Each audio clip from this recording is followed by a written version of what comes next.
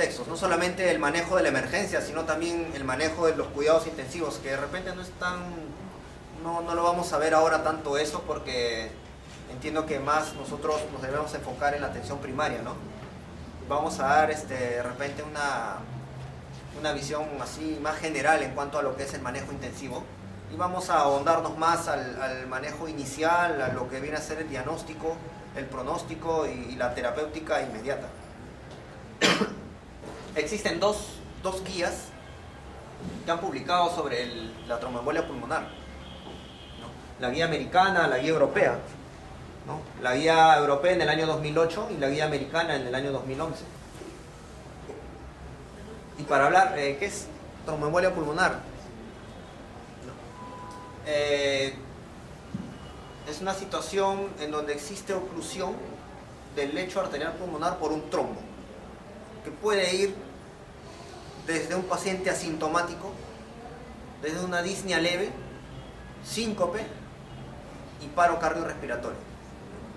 Es impredecible. El comportamiento del trombo a nivel del vaso pulmonar puede tener efectos que van de un extremo a otro y incluso no me puede dar tiempo para hacer un diagnóstico e incluso salvarle la vida al paciente, porque puede hacerte paro en un tiempo, diría yo, menos de 10 minutos, como ha pasado con muchas, bueno, en este hospital ha pasado situaciones así.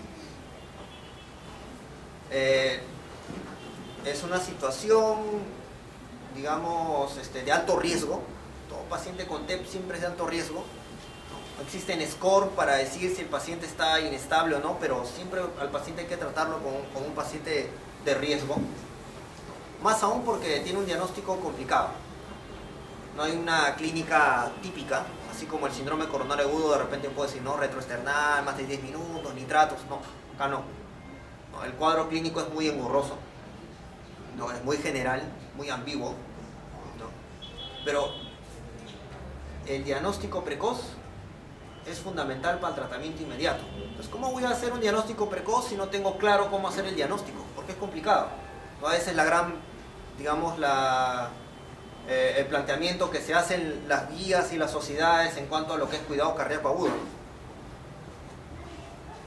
Debo tratarlo ya, está bien, pero el diagnóstico es difícil de hacerlo, más aún que el médico que no está bien entrenado en emergencia o no tiene mucha experiencia se le va a escapar. Si te llega un paciente con una tromboembolia pulmonar masiva, la mortalidad es muy alta, ¿no? Nos ha pasado acá en este hospital, por acá hay varias empresas de transporte, y los pacientes que iban de viaje muchas veces hacían tromboembolia pulmonar y venían acá, ¿no? Y por más que nosotros teníamos experiencia y por más que sabíamos que ya era eso, por más que ya estábamos dando manejo inicial, la mortalidad es alta, ¿no? Un buen grupo de ellos, un 50% fallece, hacen paro cardíaco, ¿no? Y un grupo de los que sobreviven, un 50% que sobrevive, por lo menos un 40-60% quedan con secuelas, ya sean neurológicas o con discapacidad.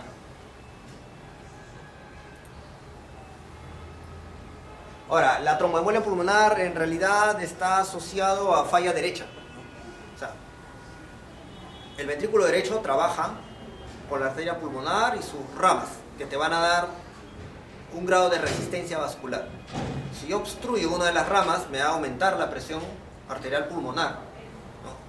Y el ventrículo derecho no está adaptado para manejar presiones, solo volumen. Como no está adaptado, entonces va a fallar, va a disfuncionar. Esa falla derecha va a llevar a lo que ustedes conocen ya: retención de fluidos, disminución de la reserva sistólica o síndrome de bajo gasto. Este es peligroso. Arritmia ventricular, auricular. Pero de todos estos, la disminución de la reserva sistólica o el bajo gasto es lo que produce digamos, el contexto catastrófico de la tromboembolia pulmonar, ¿no? Porque ustedes saben que para que el ventrículo izquierdo tenga un buen gasto cardíaco, el ventrículo derecho, el volumen que tiene el ventrículo derecho es importante, ¿no? Porque con qué volumen va a trabajar el ventrículo izquierdo. Por más que se contraiga, por más que tenga un buen inotropismo, necesita volumen que le debe dar el ventrículo derecho, ¿no? Y si es que este disfunciona, entonces el paciente puede llegar a bajo gasto y shock.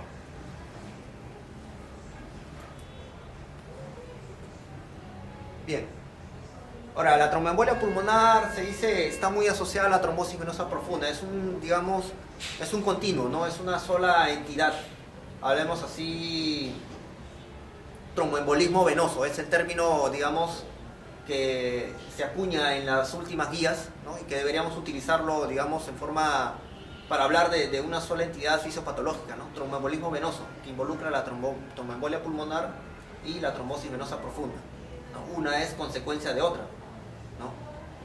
En un 70% de los pacientes que tienen tromboembolia pulmonar se les encuentra trombosis venosa profunda cuando se les estudia, ¿no? Y un 50% de pacientes que tienen trombosis venosa profunda tienen tromboembolia pulmonar. Si acá un grupo alguien tiene trombosis venosa profunda, la mitad tendrá tromboembolia pulmonar. Probablemente asintomático, porque les dije que va desde la clínica es desde un paciente asintomático hasta un paciente que te hace paro. Existe un grupo de tromboembolia pulmonar que no tiene causa, porque ustedes saben que la causa más frecuente es la trombosis venosa profunda, pero hay un 30% que no se detecta la causa. Pero sí conocemos o hay factores predisponentes, ¿no? Recuerdan la triada de Virchow, ¿no? Cualquier entidad que me produzca injuria endotelial venosa, trombofilia o estasis, aumenta el riesgo de enfermedad tromboembólica venosa, que puede ser trombosis venosa profunda o tromboembolismo pulmonar. Los estados de hipercoagulabilidad, ¿no? Acá lo tengo mejor. Vamos más actualizados a la guía. Factores predisponentes, fracturas, no cualquier fractura, se dice más frecuente con fractura de cadera o de pierna, cirugía general mayor, lesión medular, paciente que tiene un traumatismo mayor también es un factor predisponente fuerte. O sea, en estos pacientes deberemos nosotros ahondar la tromboprofilaxis con mayor razón, ¿no? Si el paciente tiene prótesis de cadera, yo le tengo que dar tromboprofilaxis como sea. Y si el paciente empieza a caminar, debo seguir dándole tromboprofilaxis también, porque cuando camina es donde moviliza más trombos. Es un error que se comete, ¿no? El paciente ya empezó a rehabilitarse, está caminando, le quitan la tromboprofilaxis y hace el TEP porque se movilizan trombos. Los factores predisponentes moderados ya artroscopías, vías centrales, o sea, catéter venoso central, los pacientes que están en quimioterapia, ¿no? Falla cardíaca, terapia hormonal, los anticonceptivos orales es un factor de riesgo también, pero es un factor de riesgo controlable. Le quito el anticonceptivo y desapareció el factor de riesgo, no. En cambio, el que tiene trombofilia, no, ya no puedo hacer nada. El que tiene déficit de proteína C o proteína S, ya no puedo hacer nada, ya queda así. O el que tiene o hizo trombosis venosa profunda como antecedente, ya queda ese factor predisponente, ya no puedo hacer nada. El embarazo es transitorio, no el posparto, perdón. En fin.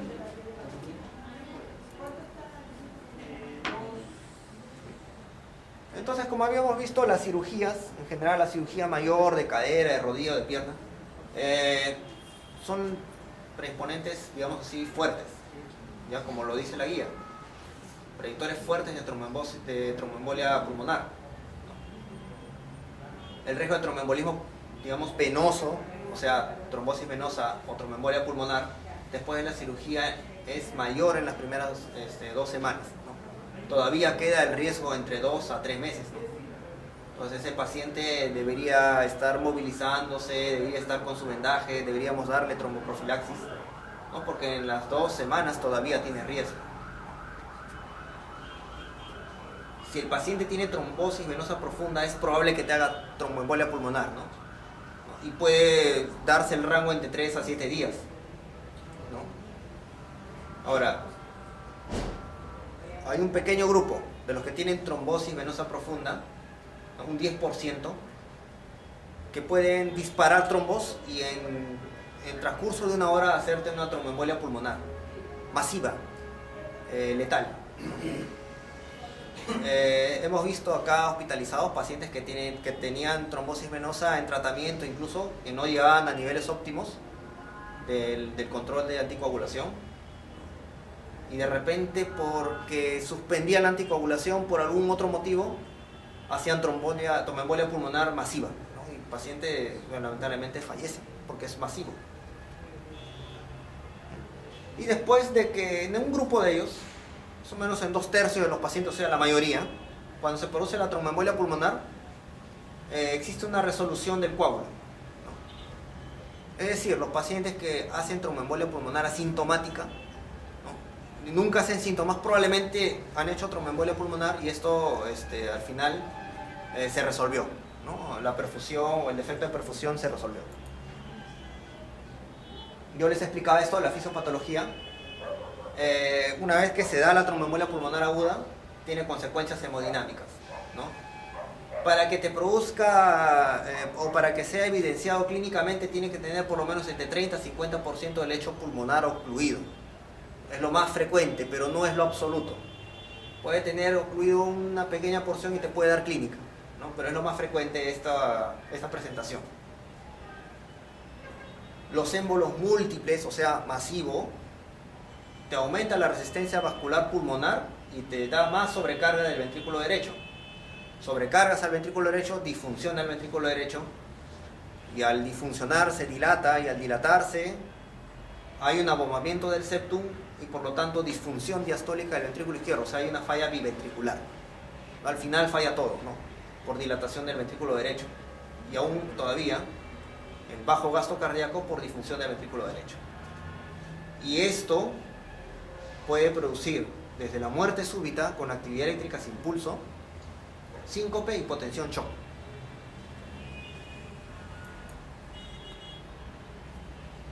Cuando existe falla de ventrículo derecho hay un estímulo simpático que trata de restablecer, digamos, el flujo pulmonar, ¿no? Como el trombo está ocluyendo y el flujo pulmonar está disminuido, ¿no? Entonces hay un estímulo simpático que trata de vencer esa resistencia para aumentar el flujo, entre comillas. Pero esto lleva mayor consumo de oxígeno del ventrículo derecho y por lo tanto también te produce menor perfusión coronaria del ventrículo derecho y más disfunción. Al final no me conviene nada, este es un mecanismo transitorio, compensatorio pero transitorio. Bien. Los pacientes, como les volví a repetir, que tienen trombosis venosa profunda, pueden ser asintomáticos, pero de un momento a otro, un 10% de ese grupo puede hacer tromboembolia pulmonar masiva, ¿no? Son pacientes que estaban tranquilos con su trombosis venosa y te hacen disnea brusca, dolor torácico retroesternal, incluso isquemia de en el electrocardiograma, isquemia del ventrículo derecho. Y esto me está hablando de que el TEP o la tromboembolia es más central, o sea, de la arteria pulmonar de mayor calibre, ¿no? Hay un grupo de pacientes que no, que son émbolos distales de menor tamaño, te produce áreas de hemorragia pulmonar, infarto pulmonar, dolor torácico tipo pleurítico, hemoptisis, puede haber hemoptisis o un derrame pleural leve, ¿no? Ese es el otro grupo de pacientes sintomáticos, pero que no tienen mayor compromiso hemodinámico y no tienen afectado, digamos, vasos de gran calibre. Y el lado rojo es el paciente que de un momento a otro te hace disnea brusca, dolor torácico retroesternal, entonces ellos sí te pueden hacer tromboembolia masiva. Entonces nosotros, cuando enfocamos un paciente con tromboembolismo pulmonar, debemos hablar de estratificación y gravedad de la tromboembolia, ¿no? La guía pone hincapié y dice que la tromboembolia pulmonar de alto riesgo pone en peligro la vida, ¿no? Necesita tratamiento inmediato. Hablamos más nosotros de riesgo individual de mortalidad precoz, más que la carga anatómica o la distribución de émbolos pulmonares. O sea, no nos va a importar tanto saber la anatomía o la distribución de los émbolos a nivel intrapulmonar, sino el riesgo individual que te va a traer el paciente en el momento de la emergencia. O sea, el estado clínico es lo que más va a importar cuando hablemos de manejo de tromboembolia pulmonar. Eso es lo que quiere decir la guía. Por eso que los europeos dicen, ¿no? Nosotros tenemos que enfocar así la tromboembolia pulmonar. Marcador clínico, marcadores de disfunción ventricular derecha y marcadores de daño miocárdico. Marcador clínico es shock hipotensión. Marcador de disfunción ventricular derecha es dilatación del ventrículo derecho, dilatación ya sea por ecocardiografía o tomografía. elevación del NT-proBNP o marcadores de daño miocárdico, que es elevación de troponinas. Si tenemos todo esto, es un paciente de riesgo. Es un paciente que no me va a interesar mucho saber la anatomía ni dónde está el trombo, sino que debo tratarlo rápidamente. Entonces se habla de pacientes de alto riesgo, que la mortalidad a los 30 días es más del 15%, y los pacientes de no alto riesgo, que puede ser intermedio o bajo. Alto riesgo el que tiene el criterio clínico: shock, hipotensión, disfunción del ventrículo derecho y daño miocárdico. Tiene los tres, tiene todos los, como se dice, los boletos de rifa. Este paciente va mal.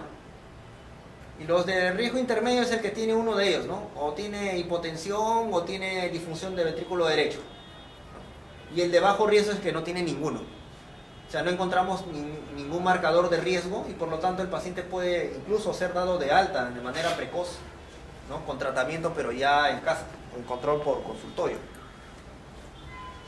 Los americanos dicen, nosotros hablamos de TEP masivo, y ellos definen TEP masivo a un paciente que viene a la emergencia con hipotensión sostenida, o sea, presión arterial sistólica menos de 90 durante 15 minutos, y que además requiere soporte inotrópico, y que no tiene ni arritmias, ni hipovolemia, ni sepsis, ni falla del ventrículo izquierdo. Estos pacientes tienen tromboembolismo pulmonar masivo y el tratamiento es inmediato, ¿no?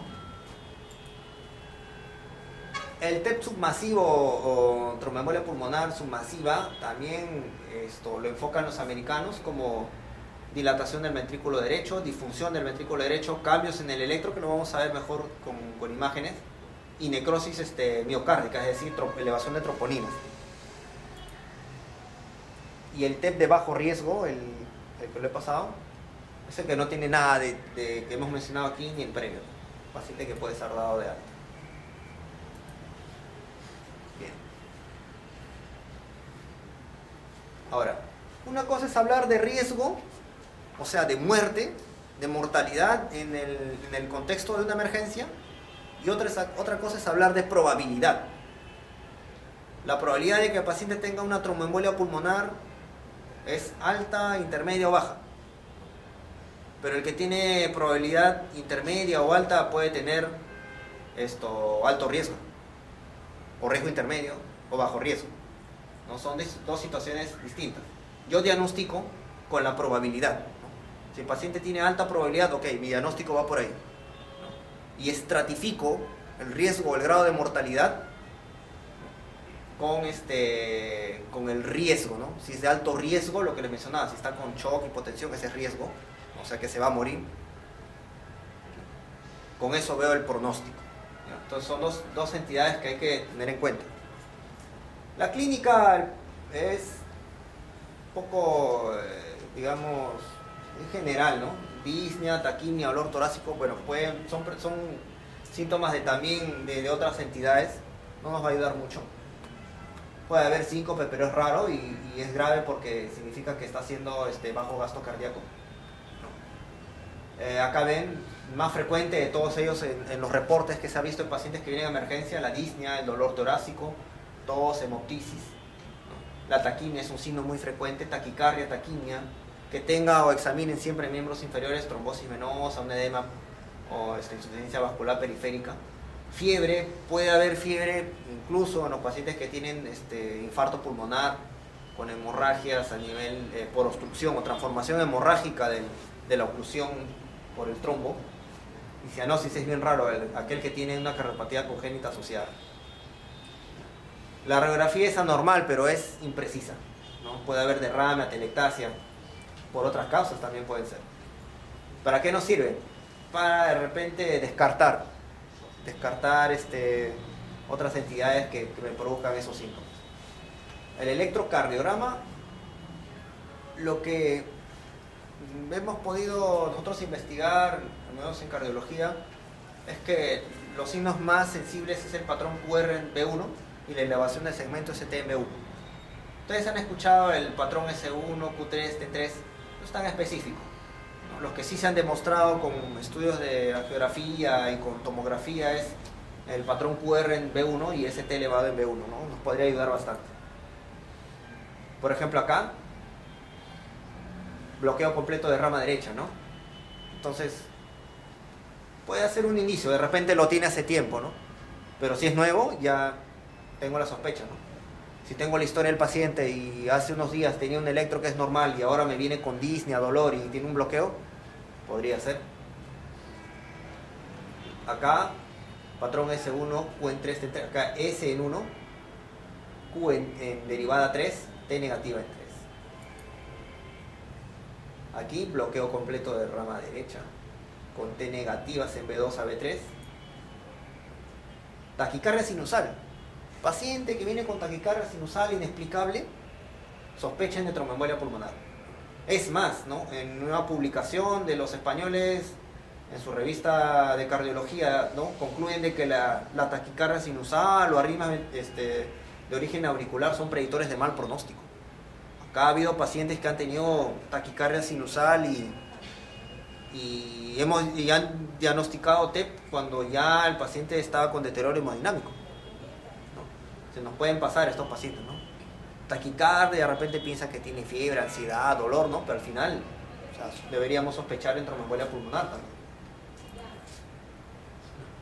Fibrilación auricular también es una manifestación. O sea, el electro es también impreciso porque en realidad tiene muchas manifestaciones, ¿no? Elevación del segmento ST en B1, B2 y B3 hasta B4, ¿no? Yo podría pensar en infarto, ¿no? Si es elevación del ST, ¿no? Pero bueno, acá es una elevación que no es típica, no es convexa, sino es cóncava. Entonces acá yo pienso en otras causas, ¿no? Y si tiene disnea y si me está desaturando puede ser tromboembolismo pulmonar. T negativas de B1 a B3. Toda T negativa deben pensar o en isquemia o en tromboembolia. No es normal. En mujeres puede haber T negativa en B1 y isodifásica en B1, pero en B2 ya no. En B3. En B2 en algunos casos todavía se pueden ver en mujeres jóvenes, pero en B3 ya no. En un varón B2 no puede ser. Un paciente acá tenía en B2 T negativa, varón. No, que sí, que se describe que puede existir o no. Al final era tromboembolia pulmonar. Porque en un varón B2 no se encuentra T negativas, ¿no? Mujeres jóvenes de repente, en pocos casos. Conclusión, los signos clínicos, síntomas y pruebas de laboratorio habituales no permiten excluir o confirmar la presencia de TEP, pero sí el índice de sospecha. O sea, el diagnóstico de tromboembolia pulmonar está basado en el índice de sospecha. Juntamos clínica, hallazgos, lo llevamos a un score y definimos la probabilidad. Estamos llenos de probabilidad. Cuando hablamos de tromboembolismo pulmonar, hablamos en un idioma que es probabilidad. No hay un diagnóstico preciso, una herramienta que nos diga esa es, ¿no? No es difícil, y más aún si es en la emergencia, que no contamos con todos los recursos a veces. Los scores que se han hecho, los más frecuentes o más utilizados es este score canadiense de Wells. Ya ustedes deberían tener uno que hace emergencia o en el futuro quien maneje pacientes hospitalizados o también en emergencia. Debería haber un score ahí, siempre los scores son importantes. Y es para tener la sospecha, ¿no?, de tromboembolia pulmonar. Hablan de factores predisponentes, síntomas, signos, tu juicio clínico, que es el más variable. Y cuando hablamos de factores predisponentes, tromboembolia pulmonar previa o trombosis venosa previa, cirugía reciente, cáncer, paciente que tiene hemoptisis, taquicardia, un diagnóstico alternativo menos probable que tromboembolia pulmonar. Y la probabilidad se clasifica por puntuaciones, ¿no? Baja, intermedia, alta, o como gustes, improbable o probable.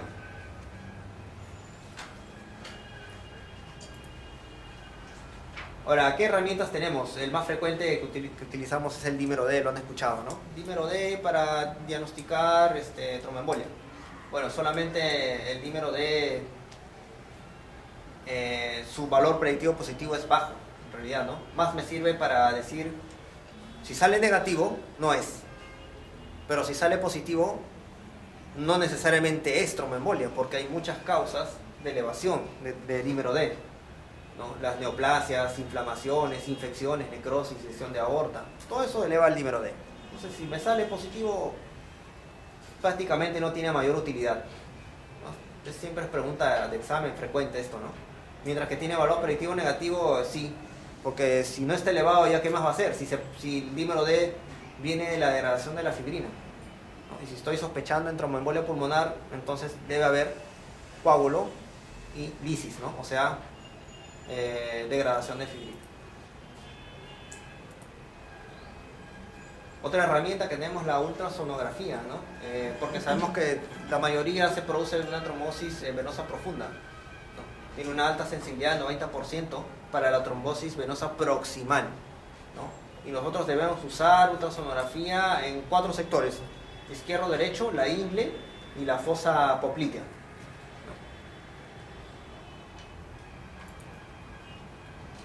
El otro es la perfusión BQ. No tenemos acá eso, solo tenemos la perfusión tisular, nada más, no la ventilatoria. Y nosotros asumimos de que una placa normal significa que no hay alteración del parénquima y por tanto si hay alteración de la perfusión es porque hay un trombo, ¿no? Los europeos, americanos tienen el equipo completo, ¿no? Utilizan partículas de albúmina a nivel endovenoso y ven la perfusión. Si hay un defecto de perfusión, dicen, esta es una zona fría. Ok, pero esa zona fría puede ser por muchas causas, o que hay un trombo o que hay un daño parenquimal. Bien, vamos a la ventilación. Evalúan la ventilación y ven que está bien, dicen, ya, entonces es el trombo. Pero acá no tenemos eso. Acá con una placa normal nosotros podríamos decir que no hay patología parenquimal. Y si es que hay daño de la perfusión, significa que hay un trombo. Eso asumimos. Asumimos acá. Ven aquí, por ejemplo, la tomografía, que es otra herramienta, la angiotomografía, la multicorte. Acá hay defectos, no llena bien el contraste, ¿no? Este defecto es el trombo. En una arteria principal, acá igual, hay un trombo. La angiografía pulmonar es la que, bueno, no tenemos en todos los hospitales, algunos lo pueden tener de repente, pero tampoco lo hacen porque es invasiva, ¿no? Y si es que tú diagnosticas tromboembolia pulmonar lo vas a tener que lisar, pero al hacerle este procedimiento vas a aumentar la tasa de sangrado, entonces no conviene tampoco. El ecocardiograma sí es útil en el caso de tromboembolia pulmonar masiva, nada más. Para lo demás tiene baja sensibilidad. Entonces, ¿cómo podemos enfocar ahora? No tenemos mucha herramienta precisa, ¿no? Es un conjunto de decisión clínica y evaluación mediante score de la probabilidad. Entonces, podríamos plantear así, ¿no? Manejo del TEP de alto riesgo. En estos pacientes que yo sospecho de TEP de alto riesgo, debería descartar shock cardiogénico, disfunción valvular aguda, taponamiento cardíaco, disección de aorta, que también me pueden producir hipotensión. Cuando yo sospecho de un paciente que tiene shock y hipotensión, me debo preguntar, ¿tengo tomografía a la mano? Si la tengo, bueno, tengo que ver si el paciente todavía con mi manejo está estable o no. Pero si no tengo la tomografía a la mano o el paciente está muy inestable, no me queda de otra más que hacer ecocardiograma en la emergencia. Si, digamos, en el ecocardiograma encuentro dilatación del ventrículo derecho, entonces deberíamos hacer lisis inmediatamente, ¿no? Romper el trombo, como sea. Si tiene contraindicaciones, bueno, haremos embolectomía quirúrgica o percutánea, ¿no? Pero tenemos que abrir el trombo como sea porque el paciente está en hipotensión en shock, no tiene alta mortalidad.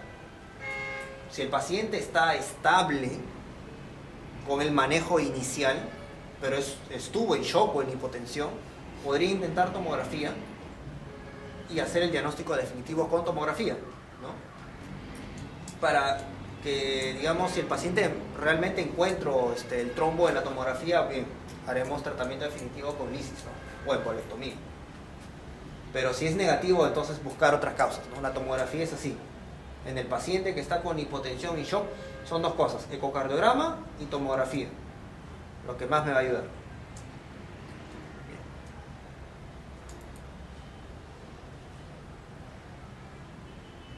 Los americanos, ¿qué dicen?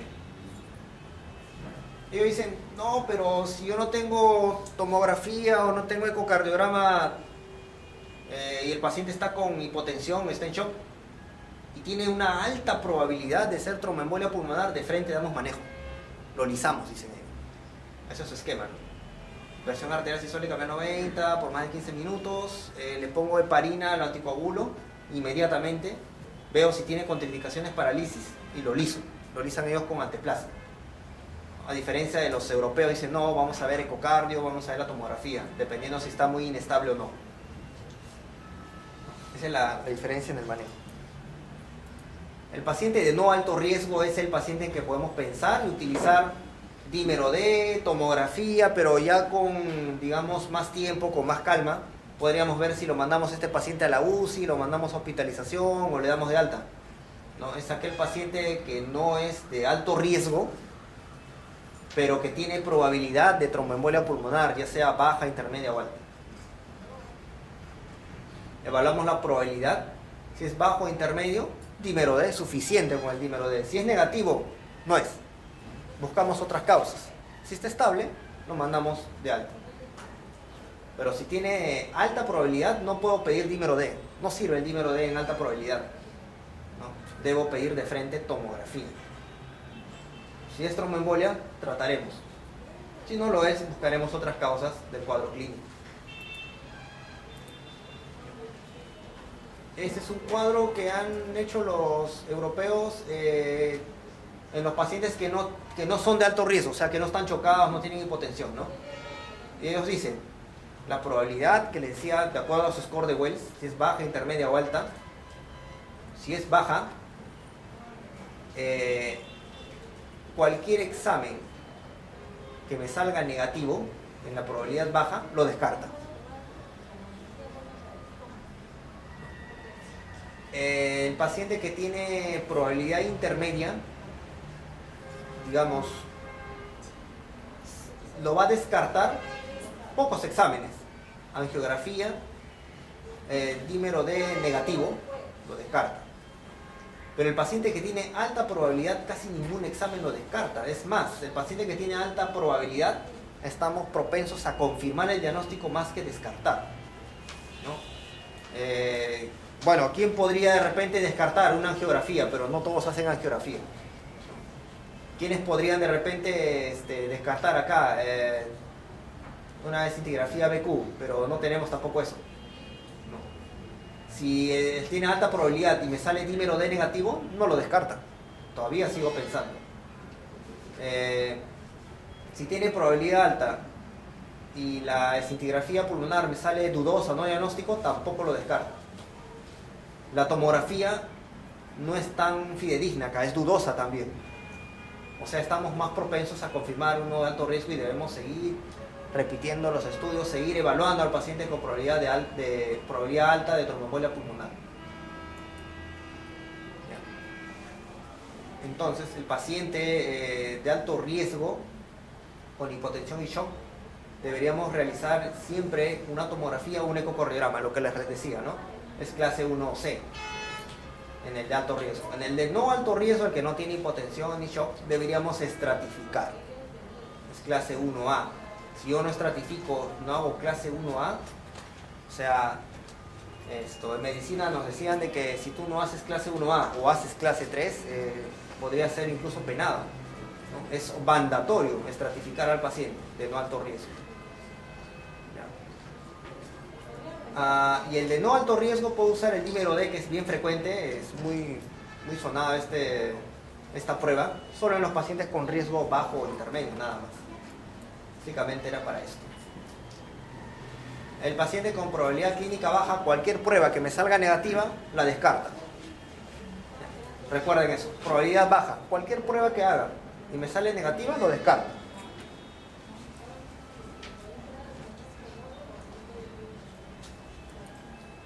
Bien, vamos de frente. Predictores de mortalidad. ¿Cómo yo puedo saber que un paciente, ya sea que tenga una tromboembolia de no alto riesgo, pero va a tener un mal pronóstico? O sea que igual en el futuro se me va a complicar.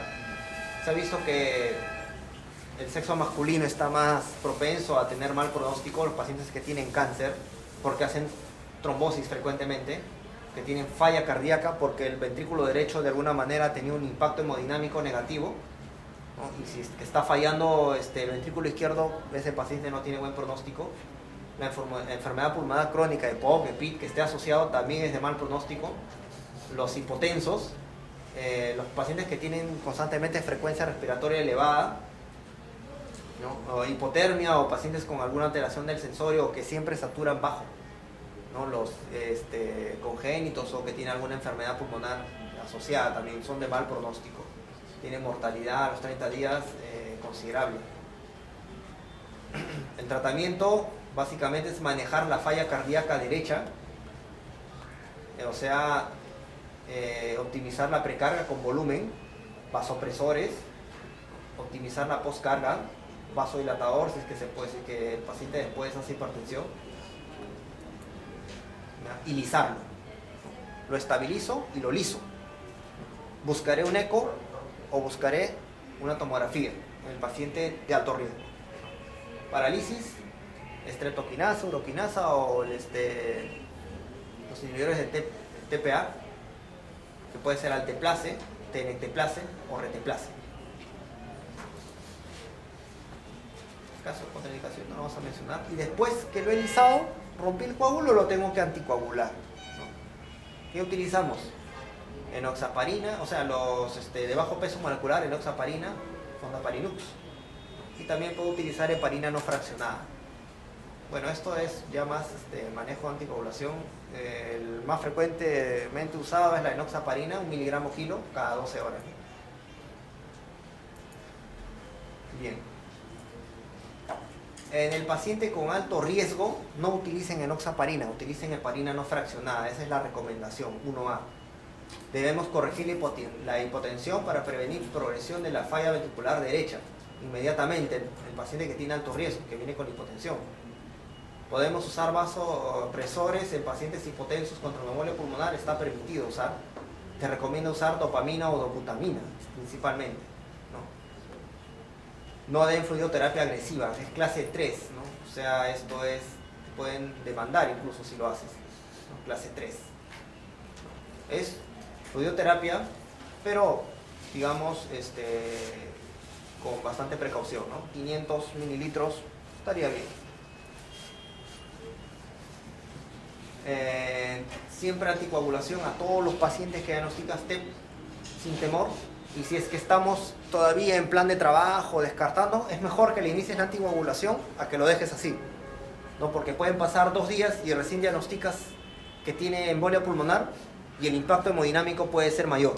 Pues no conviene. Mejor, si tú sospechas o tienes una sospecha intermedia, podríamos darle anticoagulantes, no hay ningún problema. Total, si al final no es, retiramos el anticoagulante, porque la anticoagulación que le vamos a dar a esas dosis tiene cierto margen de seguridad, no va a haber sangrado mayor.